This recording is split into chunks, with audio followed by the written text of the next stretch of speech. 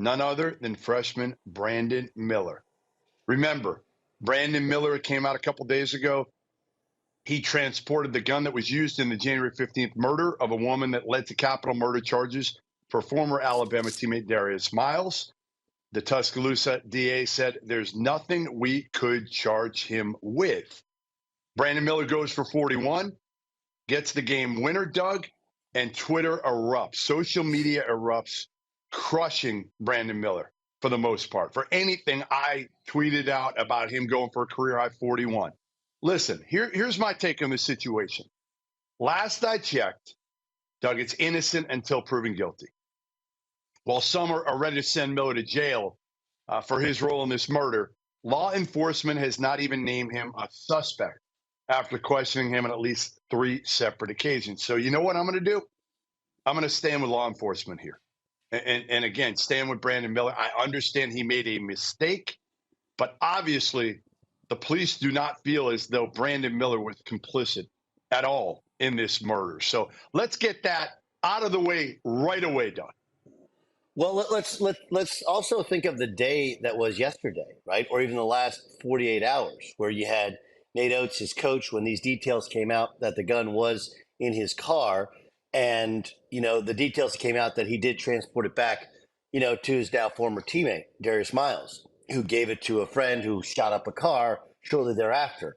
Right? Yesterday, his agent came out and let us all in on the details, not only from their perspective, but also backed up by video surveillance, right? Where he really was.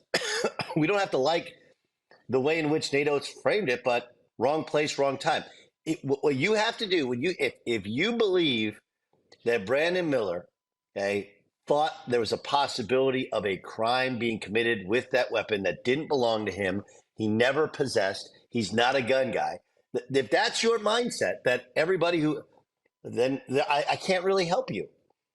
Every other point of evidence points to the fact that he's been honest with police. The video shows he wasn't involved. It wasn't like he was standing there with them when they go off and they shoot up this car. He was actually in his own car and then left. And actually, when contacted by police, he's being completely honest. So to process all of that, to have people thinking, tweeting, saying, reporting things that are definably false about you and thinking the worst possible things about you as a human being, and then go on the road into what, not being there, had to be on some level a hostile environment. And to drop 41, the game winner, that's amazing, right? What you do in this type of adversity, I don't know how I would have handled it when I was 19 years old. Probably poorly. I made plenty of well-documented poor decisions when things weren't going well when I was 19 years old. So I look at it and I think more of the kid at this particular moment than I did going into yesterday. And all the things that I thought, that I guessed, that I wondered have actually been true because, I believe in not only the good in the people, but the reason that everyone is where they are at the university or with the team is because they've done it by the book based upon any protocol previously set. And let me say one more thing, okay? You got people, a former colleague of ours, Gary Parrish, like, hey, I've seen guys suspended for marijuana. Well, look, dude, marijuana was illegal. Marijuana was illegal. Right. Okay. Right. I'm not a gun guy. No, I don't have a gun. I know but if somebody left a gun in my car, I'd want to get rid of it as quickly as possible. It's your gun? Exactly. I'll bring it to you. Here you go. Okay? I don't know why we keep spreading this idea that something nefarious was taking place with Brandon Miller when there's no evidence to prove otherwise. And if something comes out, all the evidence trial, proves otherwise. Right. If something comes out in the trial that changes it, then you know what? Our view of Brandon Miller will change. But again, now innocent until proven guilty. Did he make a poor decision? Absolutely. Did he handle himself well in the court? Absolutely. That was one of the best 41 and the game winner. 41 the game winner. Okay. No. And one last thing to people. Go ahead. His draft stock. Do you feel it will be affected one iota? He's going to be a top 5, maybe a top 3 pick after Victor and Scoot Henderson. Maybe he could even go number 2 overall. Do you think his draft stock will be affected at all by this situation?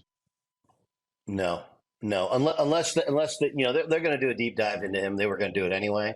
And it's a great lesson for any of these young prospects. Okay. And because I think one thing, and we don't have the time to go into it, is all these guys now, we all thought they had a little bit of change. Now they have money, and everyone knows they're going to be stars and have more money. And so there's even more hangers oners than there used to be. Right. And, I think some of these kids have a weapon, not Brandon Miller, have a weapon because they think that's the best way to protect themselves against somebody coming after their money that people know they have. They have brand new cars that somebody gave them that legally, right? And then they have money that people gave them legally, and people see a mark and they want to take advantage of it. And this is the prime example of you better know who you're surrounding yourself with, because they can make all of the things you worked for all 19 years of your life to set yourself up for generational wealth. It can all be gone in a heartbeat if you're surrounding yourself with the wrong people.